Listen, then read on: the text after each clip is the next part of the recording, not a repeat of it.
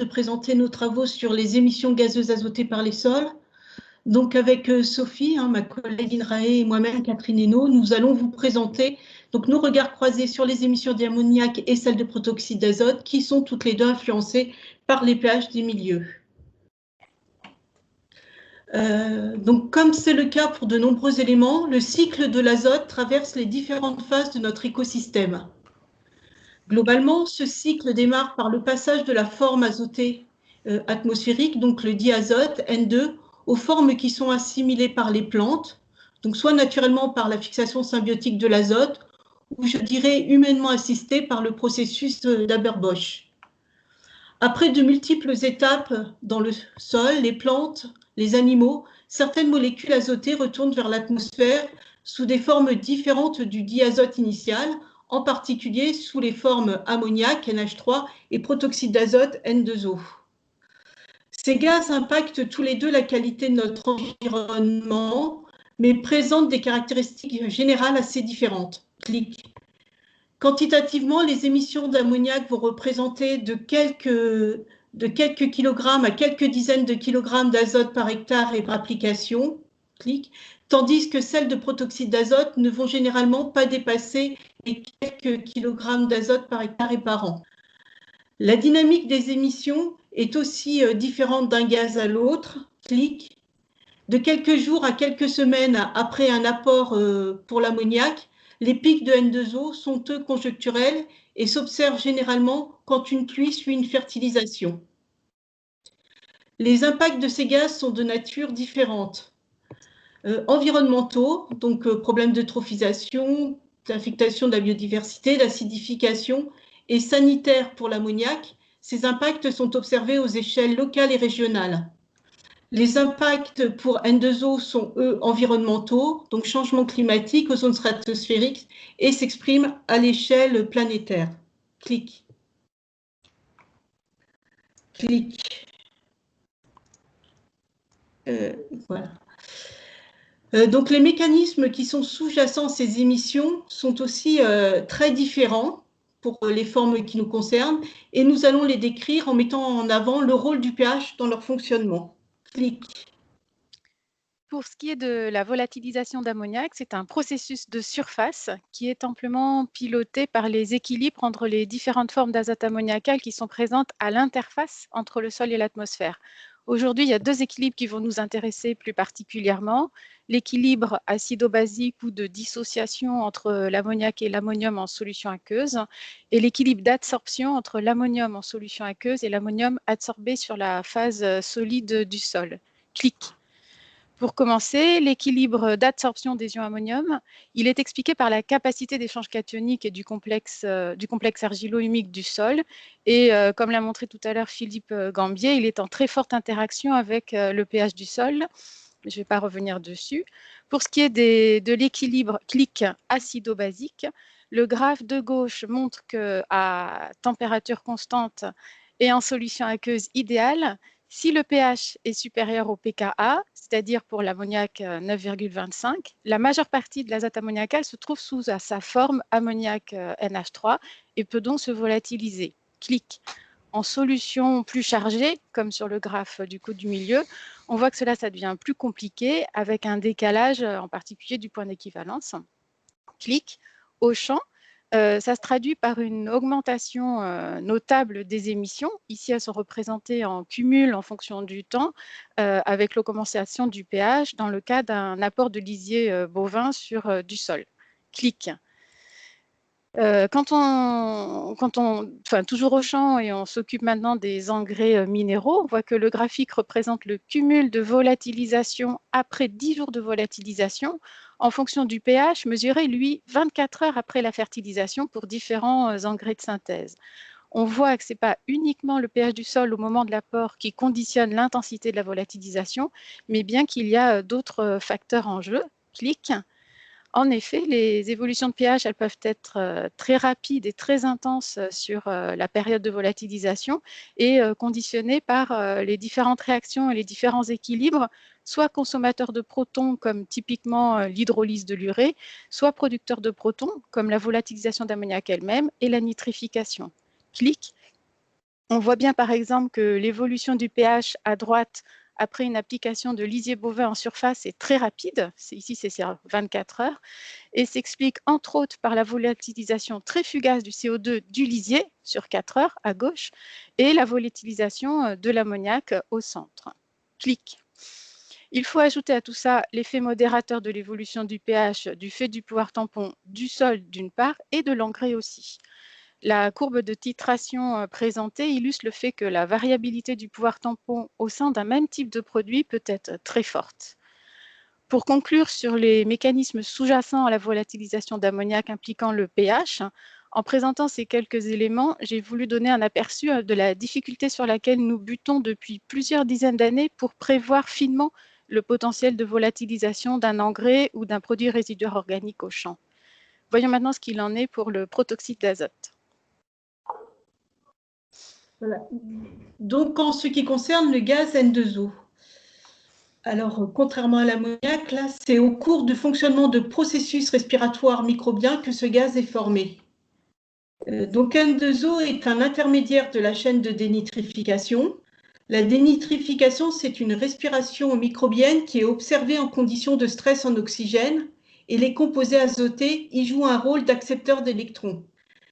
Les premières étapes de la dénitrification conduisent à la production de N2O, tandis que la dernière étape est actuellement le seul mécanisme terrestre connu qui permet d'éliminer le gaz N2O, celui-ci étant transformé en diazote. Par ailleurs, de petites quantités de gaz N2O peuvent être aussi formées au cours du fonctionnement du processus de nitrification. Clic. Donc, comme l'ont souligné les travaux récents de mes collègues Karimi et Ranjard, qui ont étudié le déterminisme des habitats microbiens, le pH des sols favorise la diversité microbienne des sols et structure les habitats microbiens. Clic. Dans ce sens, on observe en général, et en particulier dans cette étude de QL, une augmentation de l'activité de dénitrification dans les sols avec une augmentation de pH. On observe aussi que le taux d'émission de N2O au cours de la dénitrification tend à diminuer avec le pH du sol.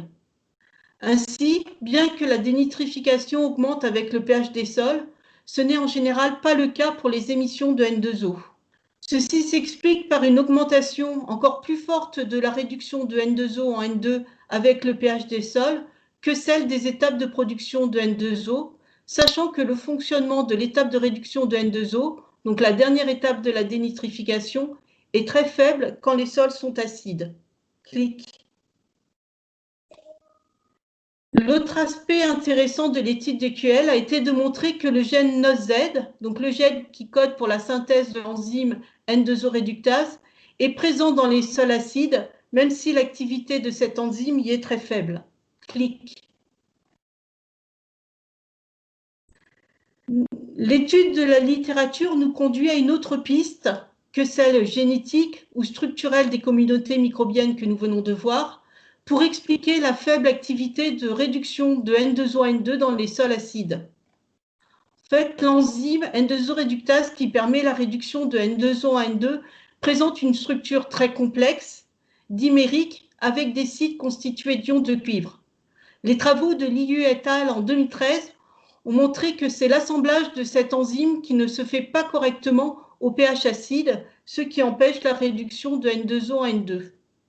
Nos propres observations qui ont montré sur un sous-échantillonnage de sols du RMQS une très faible capacité des sols dont le pH est inférieur à 6,4 à réduire N2O et une activation rapide de cette fonction dans la gamme de pH entre 6,4 et 6,8 sont cohérentes avec cette hypothèse enzymatique.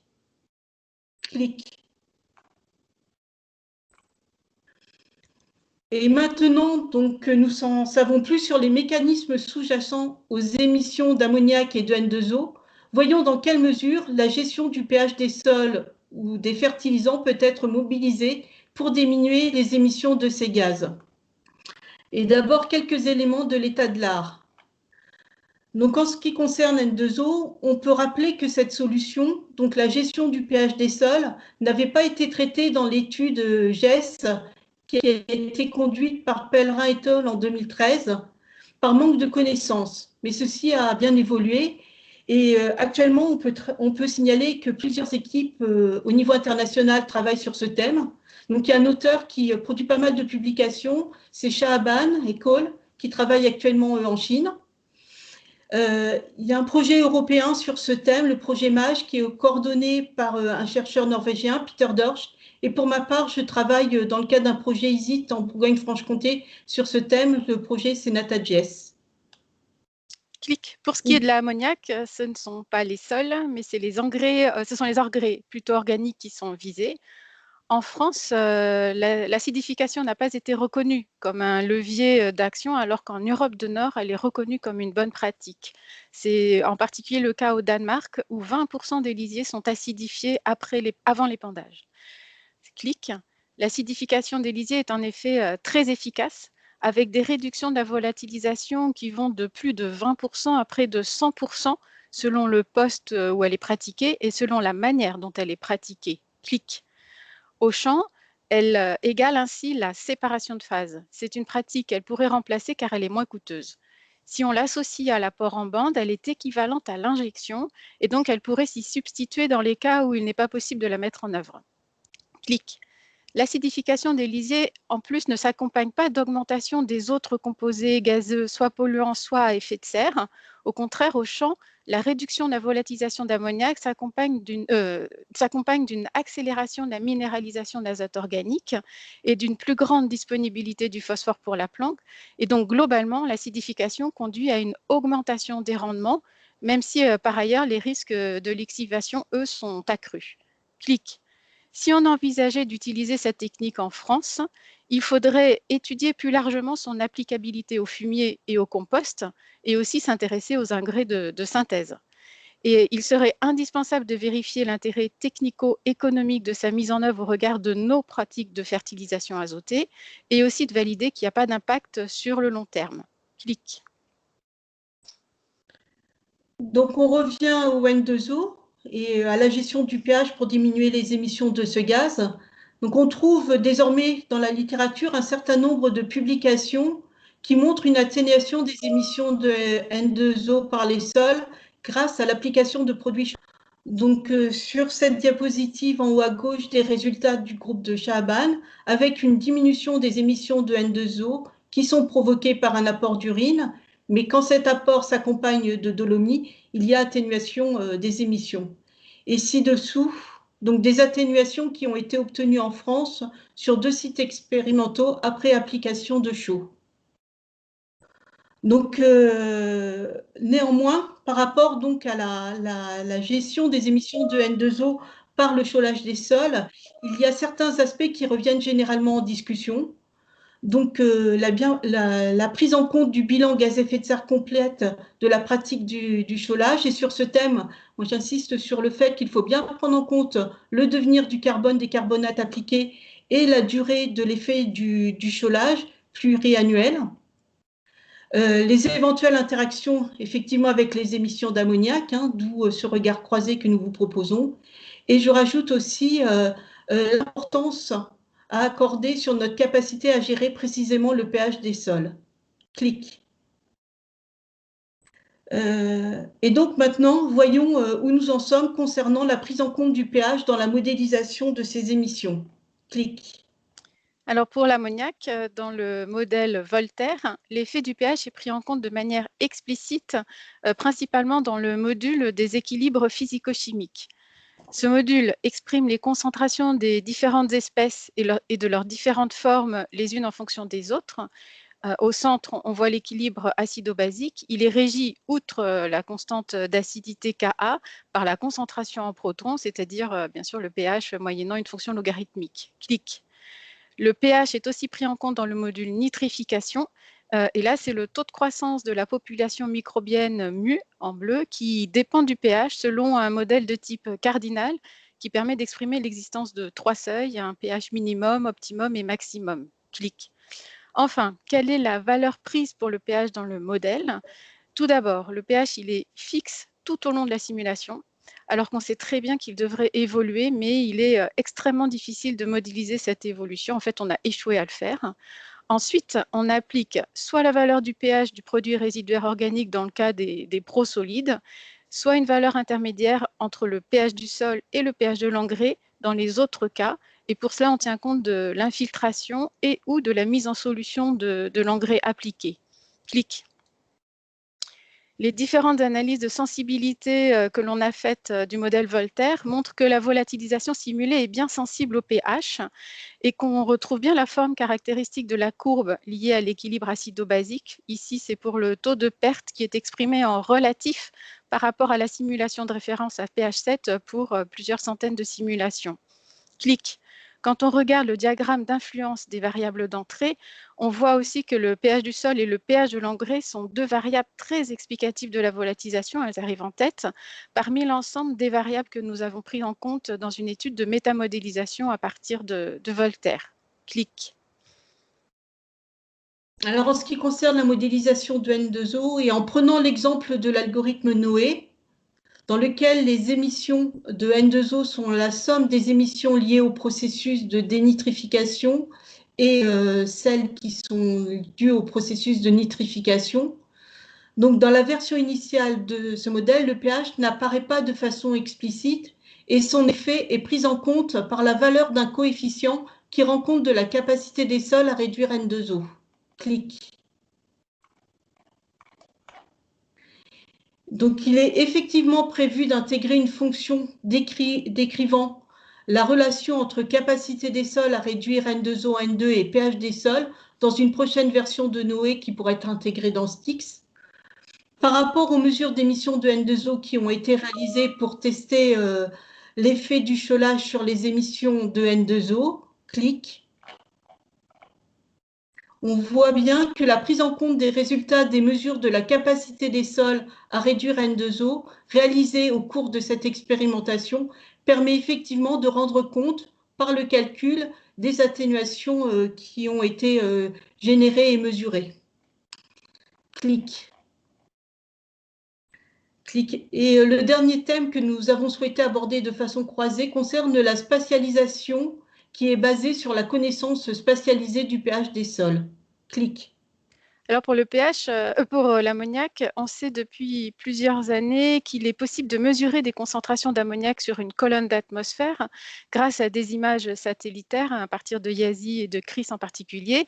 Et là, on a représenté la moyenne sur plusieurs années de ces concentrations pour le mois de mars et on fait ressortir une zone rouge foncé, hein, les deux graphiques du milieu, rouge foncé noir en forme de croissant en Champagne-Ardenne.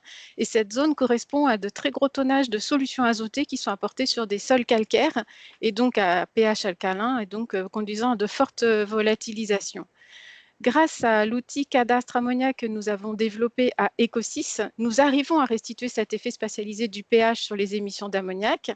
Pour cela, on couple d'un côté, outre cette carte de pH, les autres informations spatialisées et temporelles sur le sol, sur la météo et sur les pratiques de fertilisation azotée, et d'autre part, le modèle de volatilisation d'ammoniac au champ Voltaire. Et on voit qu'on arrive à bien faire ressortir cette zone d'émission plus intense en croissant rouge sur la carte des émissions, cette fois-ci cumulée sur toute l'année culturelle 2010-2011 en particulier. Clic.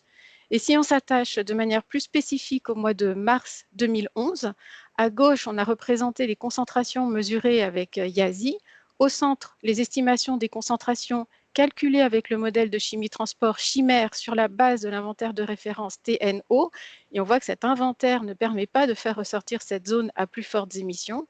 En revanche, on voit à droite que les concentrations obtenues en remplaçant l'inventaire de référence TNO par les émissions calculées avec l'outil cadastre ammoniac pour les fertilisations au champ correspondent bien plus aux mesures atmosphériques. Clic. Donc pour N2O, nous avons entrepris de spatialiser, notamment en collaboration avec Nicolas Sabi, dans le cadre du stage de Clémentine Join. Donc spatialiser la capacité des sols à réduire N2O basée soit sur le pH des sols ou de façon plus complète sur une combinaison entre pH, CEC et teneur en argile des sols. Ces données spatialisées vont ensuite être combinées à des données agronomiques, climatiques et pédologiques à l'aide de Styx pour compléter les approches actuelles de calcul des émissions de N2O au niveau national et je suis d'ailleurs en période de recrutement d'un postdoc pour réaliser ce travail. Clic. Clic. Voilà.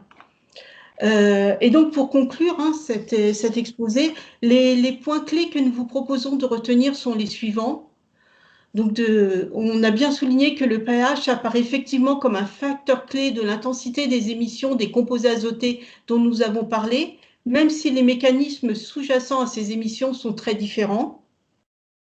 La gestion du pH des sols et des fertilisants est une perspective d'intérêt pour réduire les émissions de ces gaz, mais attention, les zones de pH qui contrôlent ces émissions restent proches, même si elles ne sont pas tout à fait les mêmes, d'où un besoin de vigilance et de travaux spécifiques pour éviter tout déplacement de pollution. À partir des travaux expérimentaux que nous conduisons sur ce thème, même si ça peut apparaître un peu trivial, nous voulions souligner que la connaissance du pH des sols, que des développements méthodologiques et la connaissance des modalités de gestion de cette caractéristique restent des questions tout à fait actuelles. Enfin, les approches par modélisation apparaissent un bon support et à ce stade, des connaissances pour renforcer l'intégration de ces gaz dans les démarches d'atténuation des émissions gazeuses de composés azotés ayant des impacts sur l'environnement et la santé humaine. Bien, nous vous remercions pour votre attention.